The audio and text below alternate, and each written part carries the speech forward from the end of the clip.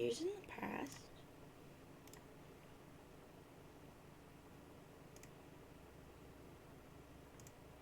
Today is your birthday.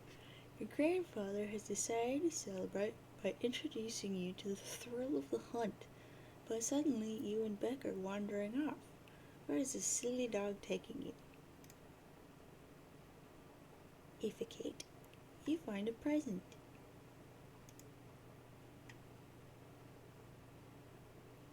Pumpkin seeds. You open it to find a shirt that is way too big for you and pumpkin seeds? There's also a letter. Dear Jade. Oh dang, where'd I go? Blarg, so terrible. Dear Jade, happy birthday! It's hard to thank you enough for your friendship over the years. Heck, if it weren't for you, I wouldn't have even have met Rose and Dave. So that is like 3 times the friendship. It's almost like too much friendship. Haha. I only wish I could get you something for your birthday that could remotely make up for what you've given me. But of course that's impossible. So here are a couple of silly things anyway. I went to a weird Asian store the other day and saw this rad shirt, so I got it and I'm wearing it now. But there was a blue one too, which is way more awesome, and I wanted you to have it. I know you like green a lot, but maybe you also like to try wearing blue sometimes? I bet you look like $1,000,000. Also, I know you've been frustrated lately about how your pumpkins keep disappearing. Well, I can't begin to explain why that's happening. All I can do is give you these so you can plant some more. Don't give up, Jade. Wherever those dumb old pumpkins went off to, I'm sure you know the fun is in growing them and taking care of them until they're ready. Phew, gotta head out to the post office now so this doesn't get to you too late. Talk to you soon. John. Who is this John claiming to be your friend? And these other friends he mentions. Whoever he is, you think he might be onto something. Blue is a very pretty color. Also, growing some pumpkins sounds like it could be fun. Maybe we'll ask Grandpa if you can use the atrium to do some gardening. This will be exciting. Whop. Yep. You bear the vicious brunt of this story transition directly in the face. You are getting really tired of this feisty man and his busy fists. Jack, kill John's dad yourself. Here, stick this in your pipe and bleed to death slowly.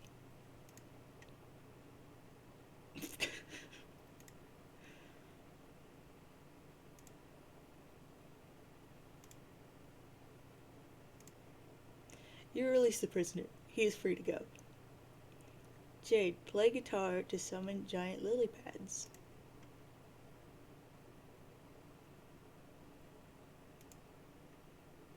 Ribbit. Dave, install beta. Dave says, alright, I'm installing this game finally. And Rose says, we're doing this, man? And he says, yeah, you could almost say, we're making this. And she says, go on. What is it we're making this? And he says, transpire, emoji with shades on. And she says, excellent, let's make crap take place. Sound, enter.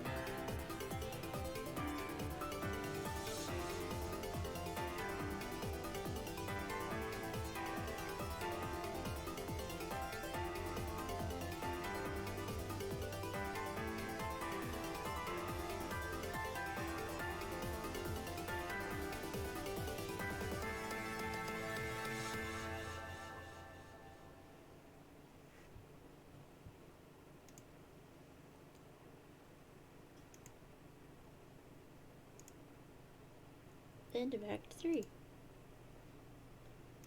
Intermission.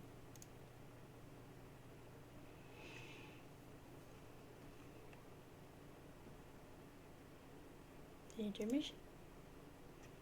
Your name is Spade Slick. You are the leader of a notoriously vicious gang of mobsters called the Midnight Crew. A rival gang known as the Felt recently knocked over one of your favorite casinos. Your long quest of revenge has finally taken you through the front door of the mansion belonging to their loathsome boss, Lord English. Your subordinates, clubs, deuce, diamonds, Droog, and hearts boxcars, have been dispatched to various locations throughout the mansion to begin carrying out your mission. Your objective is to locate and crack English's secret vault and plunder its mysteries. That's the business end of it. The pleasure will be painting this ugly house red with the blood of those miserable green motherfrickers. Spades, inspect timekeeping devices. Stupid gang and their lousy obsession with clocks. The sooner all these idiots stop being alive, the better. You wonder where they are. It's awfully quiet in the mansion, sans all the dreadful ticking. Spades, capture log the carriage clock. You obviously have no idea what that means.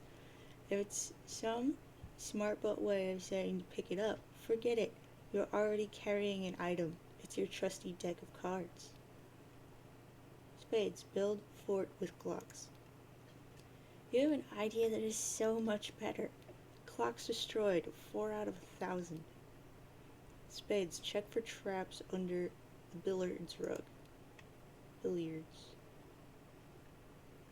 What is under the rug is much worse than any trap you can imagine. It is a member of a species that you do not recognize, with a ghastly furred upper lip. You cover the unsightly individual back up and try to forget it ever existed. Spades, play 52 pickup. You would need a deck of cards to play that infernal game. Fortunately, all you have is your war chest, which you deploy on the floor. Spades, open war chest. Spades, shuffle contents of war chest. You rummage around. It's no unusual assortment of belongings, and nothing any mobster worth his salt would be caught plotting and scheming without. Certainly nothing eyebrow-raising. Bunch of blades, some playing cards, a variety of other miscellaneous stuff.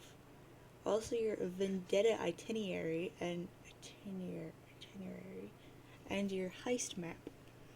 Spades, scavenge war chest for fancy headwear. If there are any elaborate headdresses in here, you'll eat your haberdasher. But of course, there is only a plain serviceable backup hat, which naturally conceals 2 liquorish Scotty dogs, which makes you think that maybe you are wearing your backup hat and this is your usual one? Heck if you know, they're the same dang hat. Spades, hide inside your war chest. You cannot hide properly inside the chest because you cannot close it while you're inside.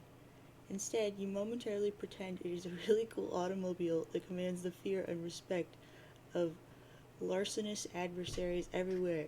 Beep, beep, beep. All aboard the idiot wagon.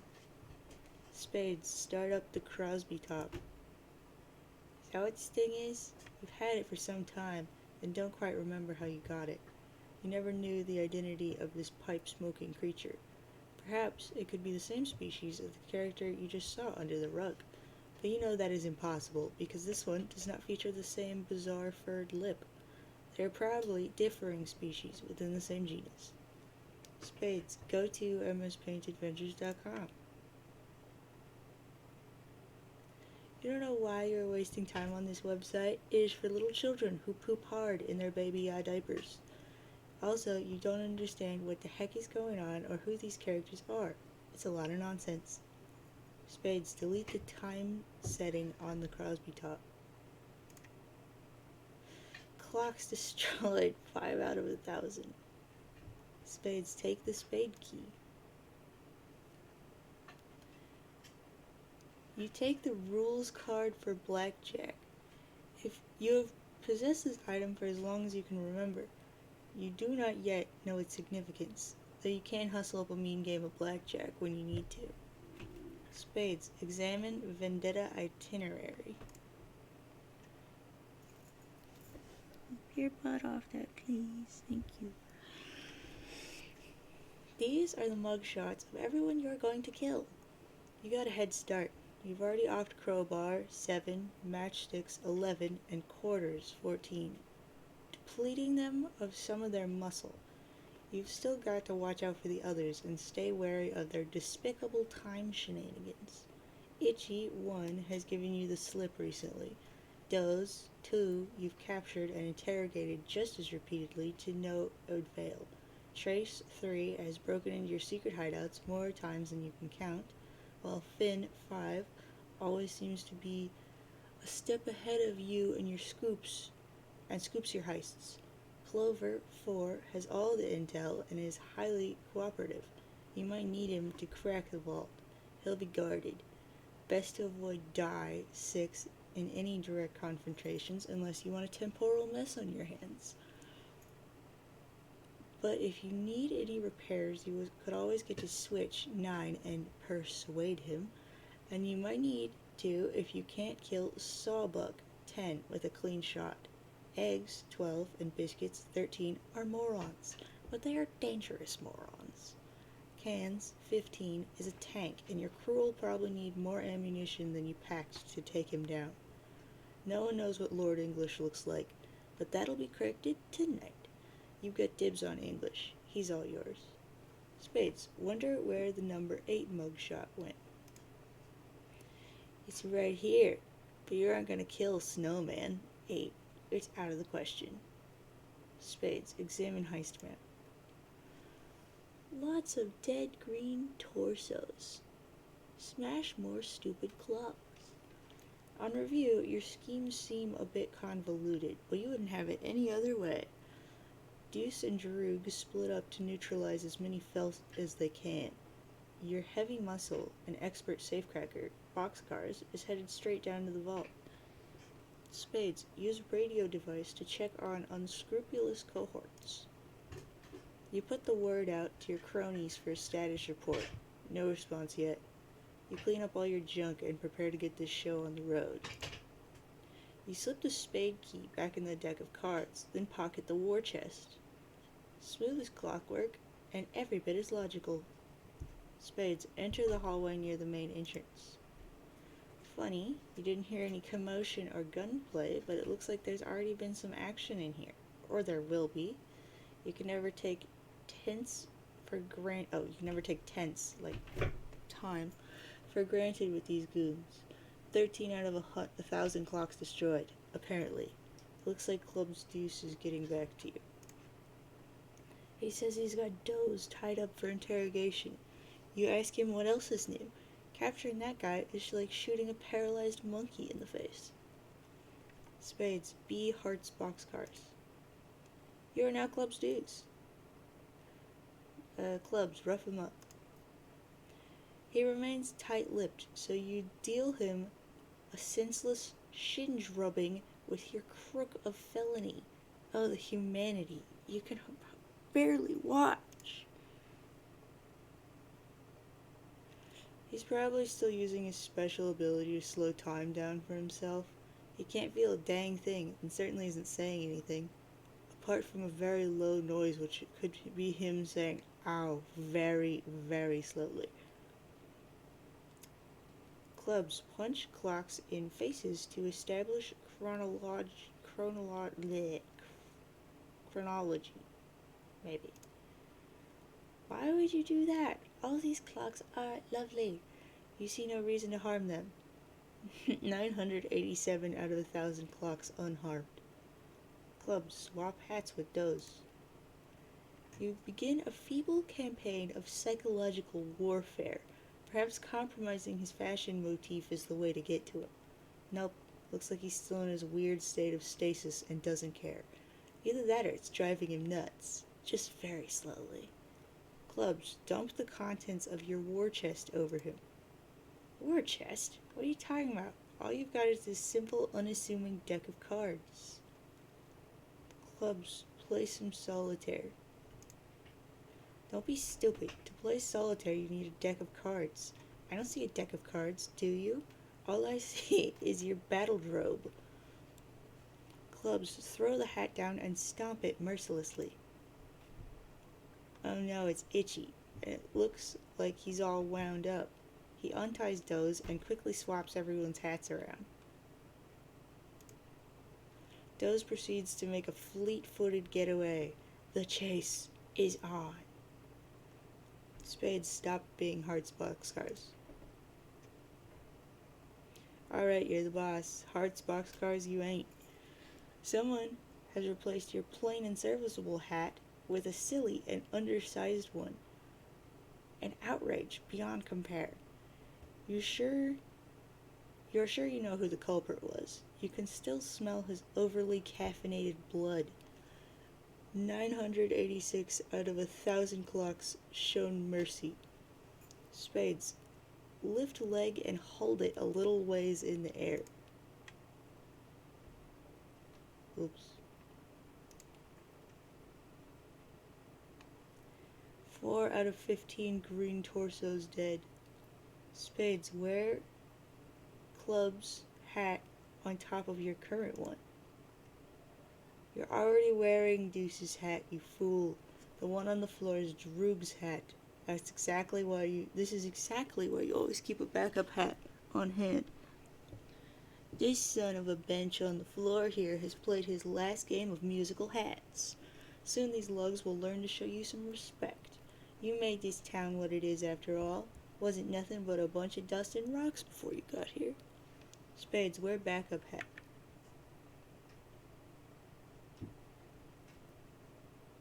You deploy your chest and swap this dinky little hat for one more suited to your taste. Wait a minute. Thank gosh your precious Scotty dogs are still here. You don't know what you'd do without them. You don't even want to think about it.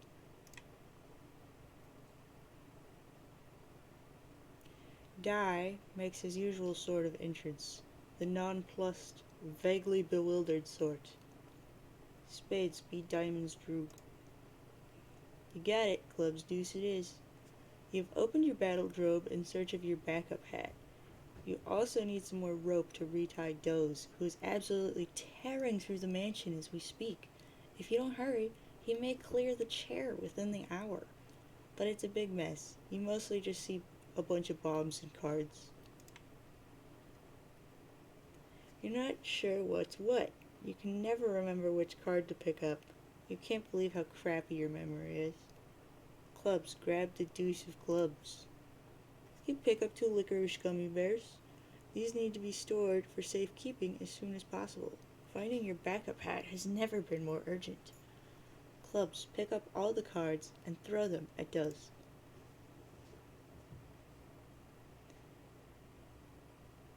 You pick up a bunch of cards and fling them Dozeward. Didn't accomplish a whole lot other than put some of your private reading material on embarrassing public display. Says black inches, licorice, licorice, licorice, as far as the eye can see. Clubs, pick a card, any card. You're a busy guy, so you just pick up any old thing and put it back on your head. Since you're in a big hurry, you will assume this is your backup hat. You stand nearby the 2 remaining cards on the floor, an off-suited king and jack. Clubs, pick up card depicting stately blonde-haired fellows. You aren't gonna stand around Jack King off all day, so you grab the jack of diamonds. Oh, here's your backup hat. Problem solved, you guess. Clubs, forget you are clubs. Believe you are hearts boxcars. You suddenly remember your diamonds Droog. Whoever took your hat is about to discover he's the unluckiest man on earth. He better hope you find him dead. What you're gonna do with him will be much less painful that way. Droogs, wear backup hat. Diamonds. You don't have a backup hat. All you have is a deck of cards. Oh wait, yes you do. It's stashed away in your Brawlzaleum. Diamonds, retrieve hat from Brawlzaleum. You're the only member of this band of thugs who's civilized enough to keep more than one backup hat, as well as an extensive array of finely tailored suits. The Brausoleum seems like the best storage option for your exceptional wardrobe. If there's any better sort of compartment to keep your wardrobe in, you'd love to hear it. Also, there's a crap load of guns and cards in there too. You put on a backup hat. Diamonds. Withdraw licorice fish from backup hat. Phew, your Swedish fish are there. This is why it's a good idea to always store your candy in your backup hat rather than your usual one. Other members of your gang have learned this the hard way, and they're finally starting to catch on. Suddenly, you get punched in the face from the future. You know the knuckles belonging to that sucker punch anywhere. The future. Trace always knows where you've been. The spineless rat likes to follow your past trail around and mess with you. Trouble is, whenever he does, he lets you know exactly where he's going to be in the future. This time, you'll be ready for him. Your radio dues for backup. Give him a time and place, and exactly what path through the mansion to take. Diamonds. Resume pursuit of wounded felt member. You don't know if the wounded guy went up the stairs or came down, or who wounded him, and when. Might have even been you, for all you know. Diamonds. Follow trail of blood up the stairs. Can't overthink this time stuff. You go with your gut and head upstairs. Clubs. Follow Diamond Droog's instructions. After giving a quick 10-4 over the radio, you take another look at your prisoner. He looked out. Looks like round 2 of your brutal interrogation will have to wait.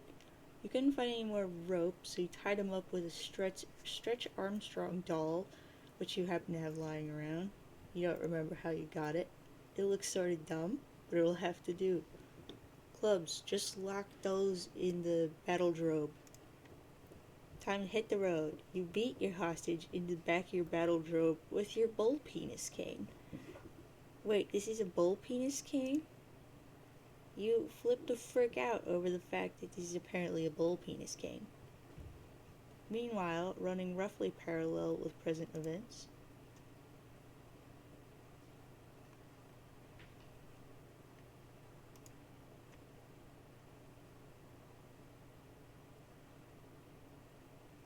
Hitchy always cheats, but he's always cheated for the last time. You're gonna jump to a timeline where he's dead. Looks like he got what he deserved, but as usual, you find yourself in a bit of a predicament. Spades. Make friends with Die.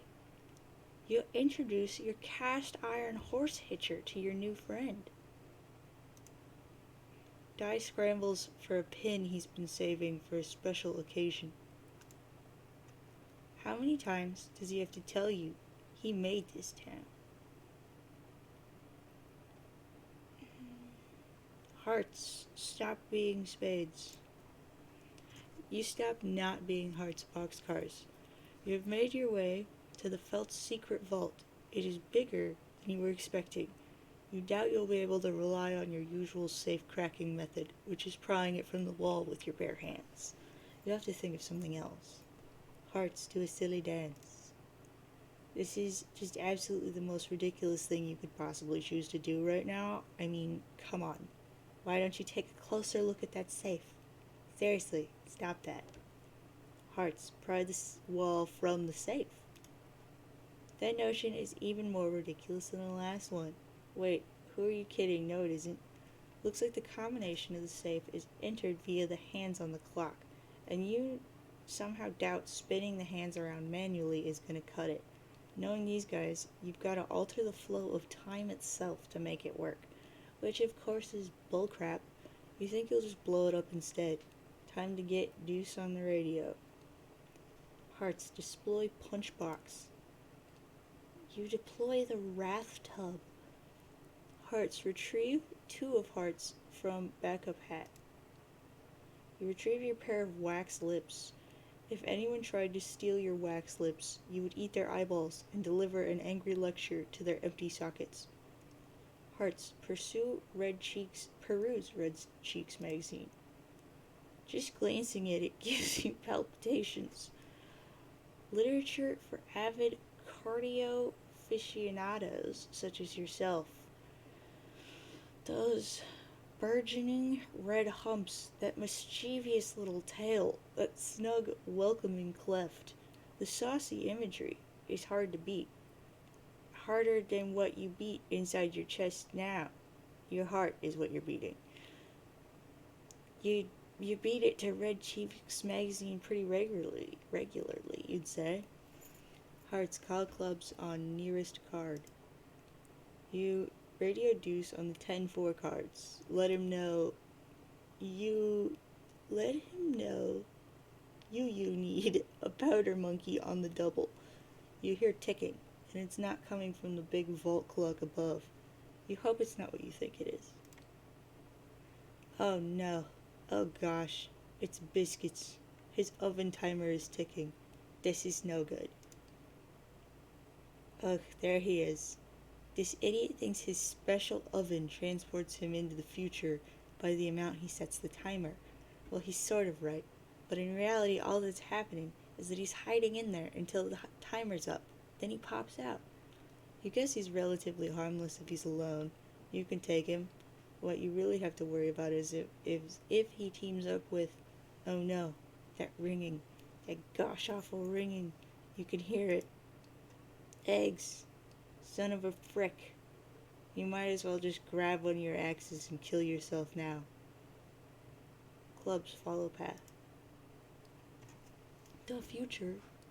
In the future, you've already followed the path through the mansion that Droog told you to.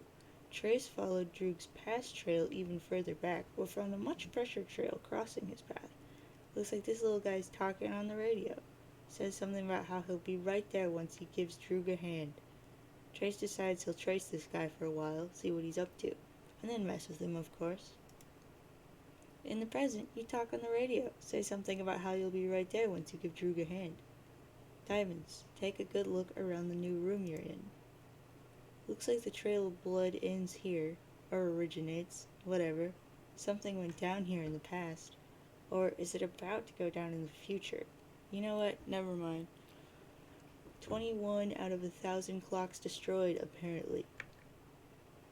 Hang on, there's a tooth on the floor. You know that tooth. You've felt its bite before.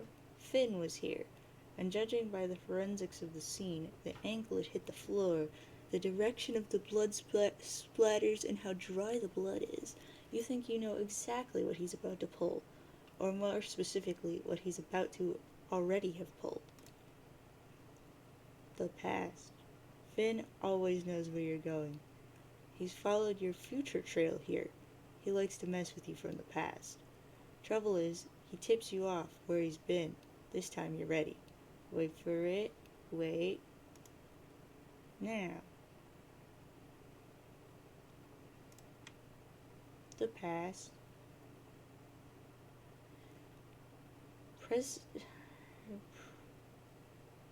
Predestined bullet holes are convenient. Gives you something to aim for.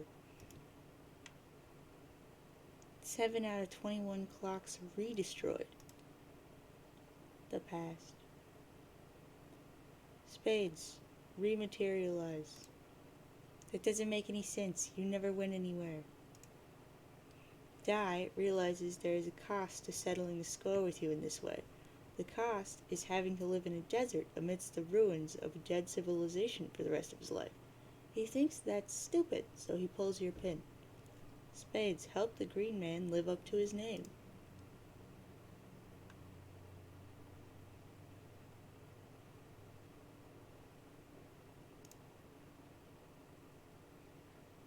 Spades, take voodoo doll.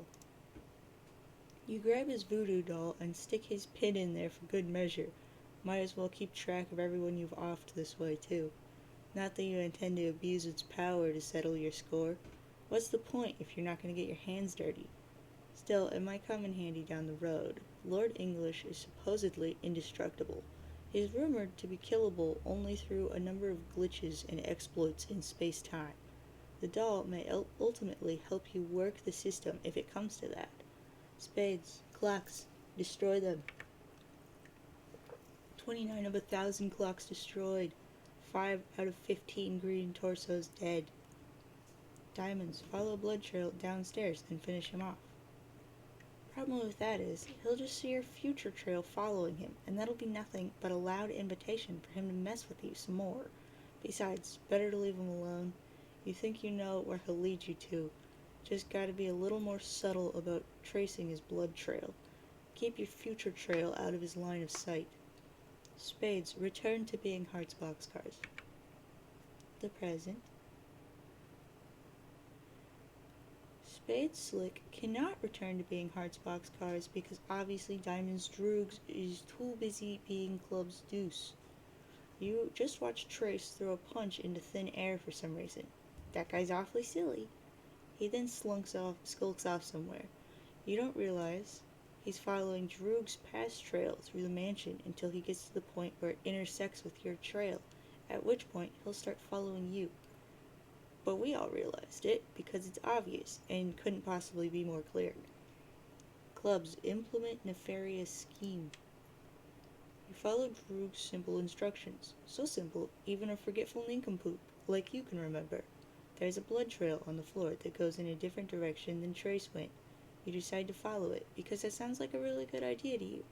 If there was something you were supposed to do after helping out Droog, you'll be damned if you remember what it was. I couldn't come up with a replacer before it came out of my mouth. The future. Trace catches up to where you are, but you're already gone. All he sees is the long, gross, rubbery arm of your past trail stretching through the room. He finds his comrade tied up with the stretchy, rubber arms of a small man, but there is nothing gross or unpalatable about that in the least. Doze unslows himself and begins mumbling something feverishly about his hat.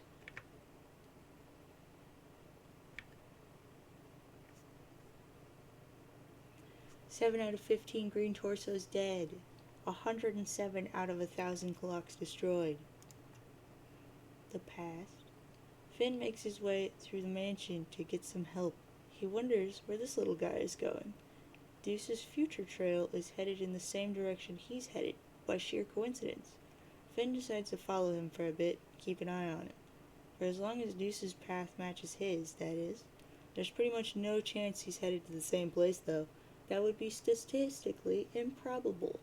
He's got no idea what those other goons are up to here. Funny, their future trails end here.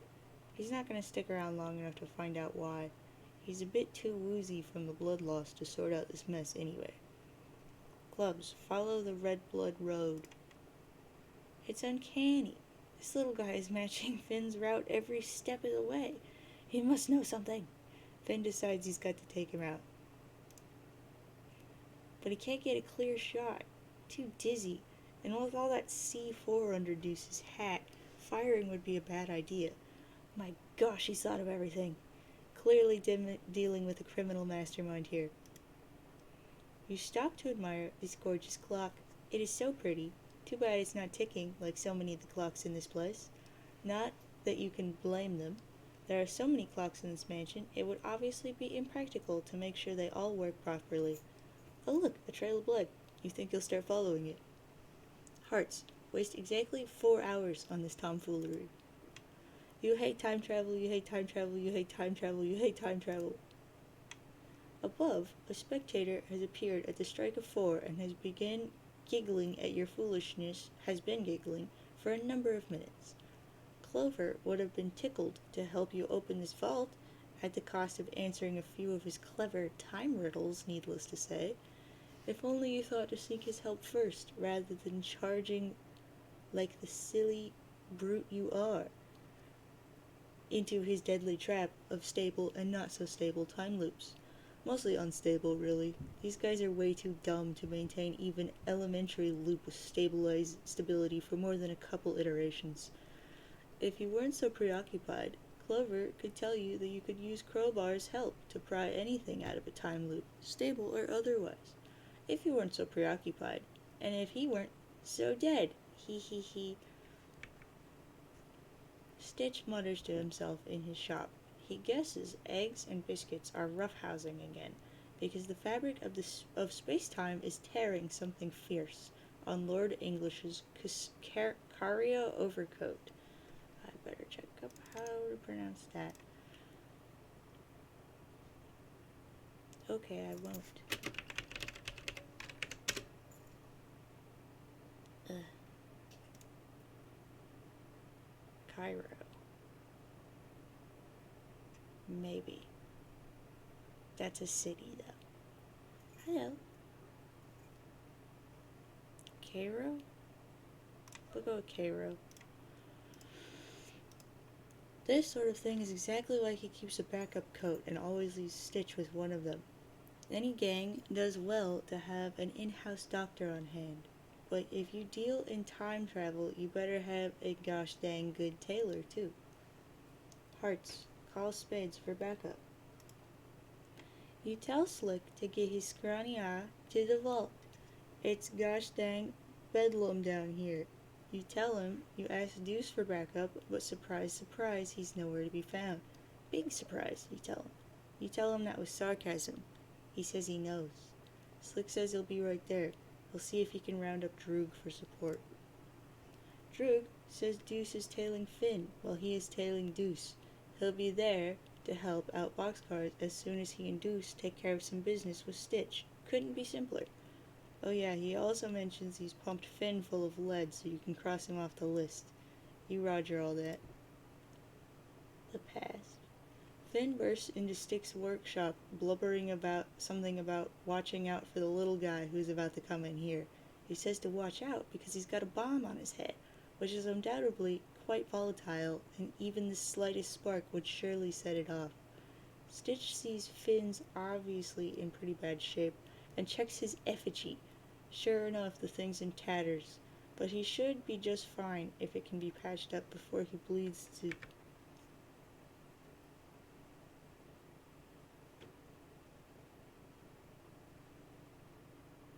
death. 8 out of 15 green torsos dead. Clubs burst in, thrusting bull penis cane. Everybody out of the gosh dang way. You got a hat full of bomb, a fistful of penis, and a head full of empty. Stitch says drop the livestock knob and settle the heck down. He says you do realize C4 is a stable explosive and won't detonate without gunfire, right? You say, oh. Diamonds, sneak into Stitch's boutique. Drop it and get in. Don't bleed on the suits. Stitch says, huh? You admit the thought of carrying an imprisoned tailor wherever you go is gratifying for personal reasons, but in this case, keeping him alive should be useful in dealing with English later. Hearts, prod idiots with red cheeks. This, predictably, accomplishes nothing. Taking your smut out of hiding turned out to be a very bad idea. Now copies from the future are appearing left and right, and these clowns have their paws all over it. Slick, where the heck are you? Spades, remove Crowbar's pin.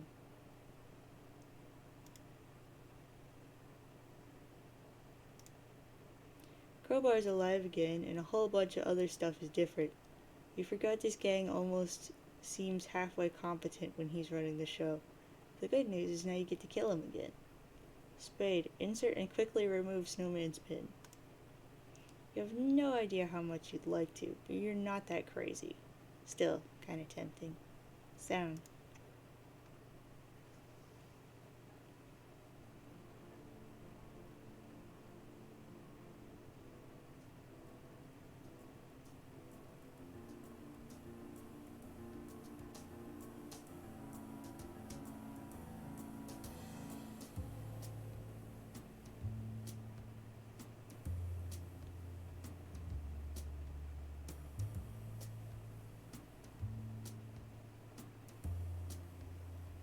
Hold still, Slick.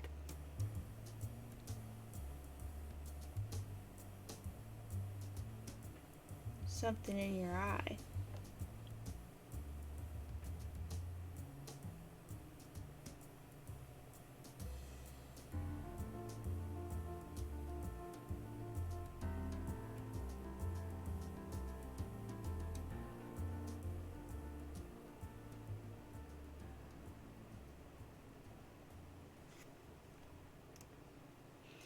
Everyone always ceases gunplay when Snowman's around. If you kill her, you destroy the universe. Spades, remove knife from eye. It's not a knife, it's Snowman's cigarette holder. All you know is she's gonna have a heck of a time getting it back. Spades, give it to Sawbuck. You chuck the lance at Sawbuck, but of course it's only a flesh wound. Seems like that's the only sort of wound you can ever inflict on the corpulent lummox. Consequently, you and he both jump to a random point on the timeline. This looks to be the recent past, when Stitch and Crowbar are setting up the crates for the imminent gunfire, which was very thoughtful of them. Your goons should be showing up any minute with the heavy firepower. For now, you've got the drop on everybody. Spades, kill something out of rage and frustration. Stitch gets a business end of your saber rattle. He's dead, in this timeline at least. Spades, bring knives to the gunfight. Where do you think you're going, fatty? You'll deal with him in a minute. You whip out your double-edged sword and Occam's razor. Spades, Occam's razor, Crowbar's head. Make it happen. Crowbar deflects the king of spades into Sawbuck's unmissable carriage. You jump far into the past. Years in the past, which is to say the present for the time being, a scurrilous straggler eyes impromptu desert skirmish. He dismisses them as a bunch of ill-mannered rogues warranting no further investigation, although he gives a small nod of approval to the plain and serviceable hat worn by one of the combatants, what strikes him as an absolutely smashing display of good fashion sense. Spades, hit, or straggler, not sure, hit Crowbar in the head. Spades. You can't kill him yet. You need him alive to return to the original timeline. You'll be taking that crowbar, though. Spades, stuff him in your deck of cards. You cram him in the war chest. Sawbuck you need to keep alive too for the moment. Not to return to the right timeline, but the right time. Speaking of which, where's Tubby think he's waddling off to? Spades, just go stab Sawbuck until the time shenanigans stop. You treat him to a bit of the old bait and switchblade. You appear in the future. You guess this is after the gunfight is over. The gunfight that never took place since you killed/kidnapped everyone who was supposed to be involved. Looks like only Boxcars is here. Spades, carry Sawbuck like Titan Atlas would carry the world. You order Hearts to drop his tub on the double before this fat lard puts you in a wheelchair. You take Sawbuck back to your own time and kill. If you take Sawbuck back to your own time and kill him there, that should save you the trouble of hunting him down. Might as well take Stitch too. Maybe. You're not really sure if that's how it works. You don't really care though.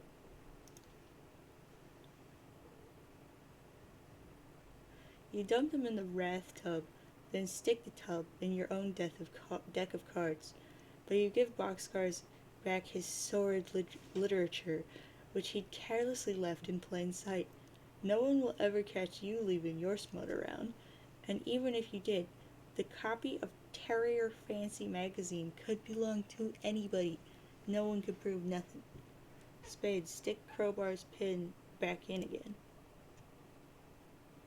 You go back to your original timeline, but now, stuffed in your chest, you've got a live Crowbar from another timeline, brought to the timeline where he's supposed to be dead.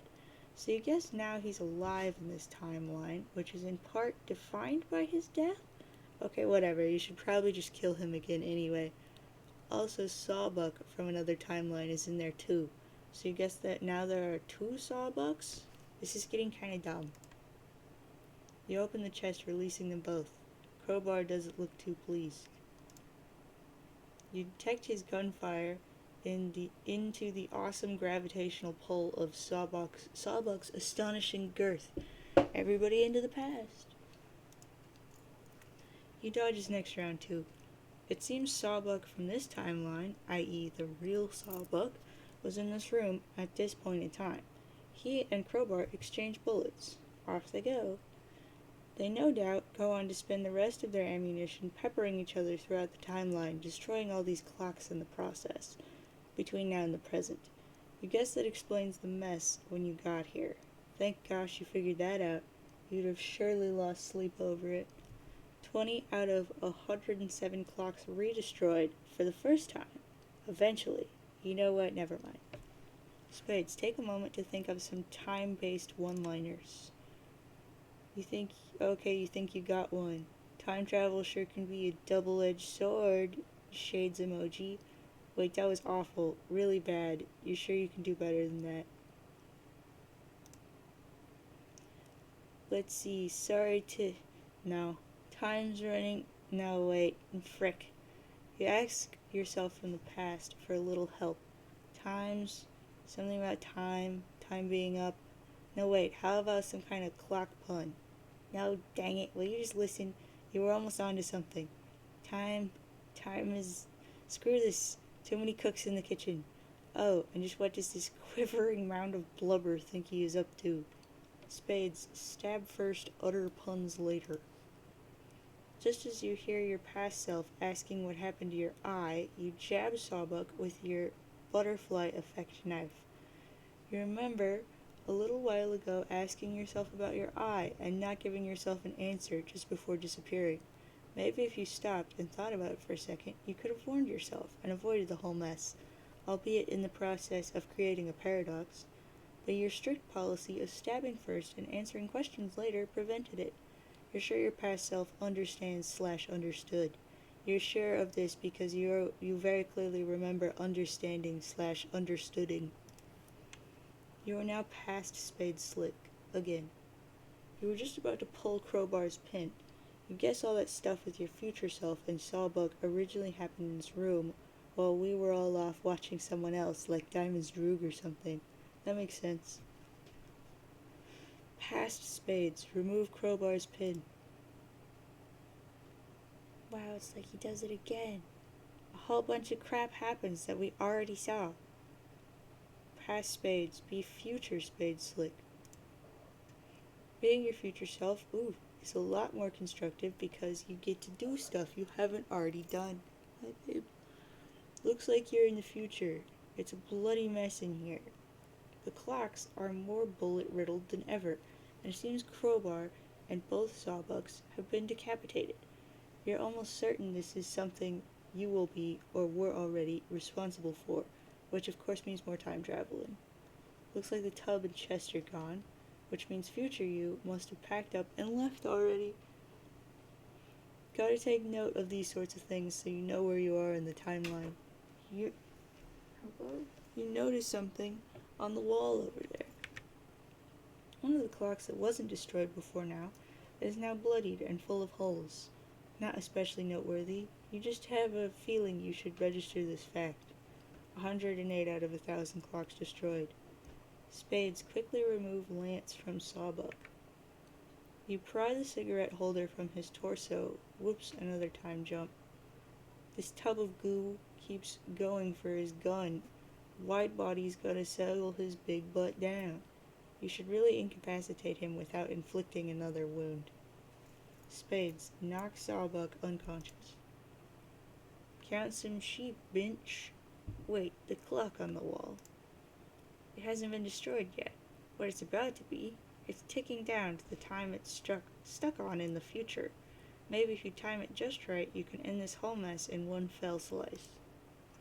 You've got an ice-cold one-liner to dish out when the time comes.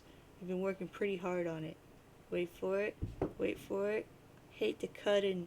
Wait, no, not yet. Wait for it. No, wait.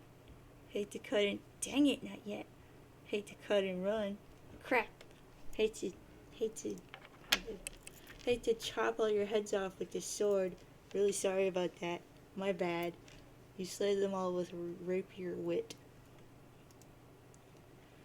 Still waiting to explode, I think, but yeah, dead. 9 out of 15 green torsos dead. Sorta dead and dead times 2. 2 out of 9 green torsos deadened twice. 1 out of 15 green torsos dead for the first time, but it's an alternate universe torso, so you guess maybe it doesn't count? 7 out of 108 clocks gratuitously redestroyed. You grab the tub and the chest and move on. That is altogether enough of this nonsense. Diamonds, call spades. You check up on Slick's status. Slick says he killed Crowbar again, Sawbuck twice, and Stitch once. You ask him if it was an alternate timeline Stitch. He says he guesses so. You say that doesn't count. You've got the real one here. He mutters some foul language you can't quite make out, but you tell him never mind and hurry down to meet you at the vault. He says he took some damage from Snowman. You say you know. You're having some effigies made of yourselves with your backup hats.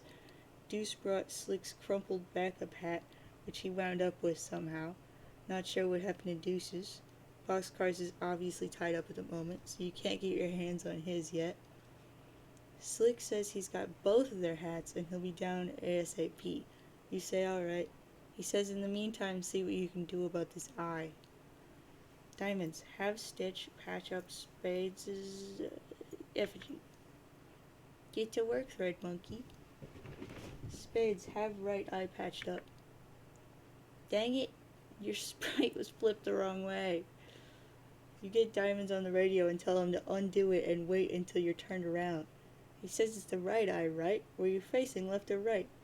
You say it's only right when facing left. It's the left eye when facing right. He says, oh, so it's the left-right eye.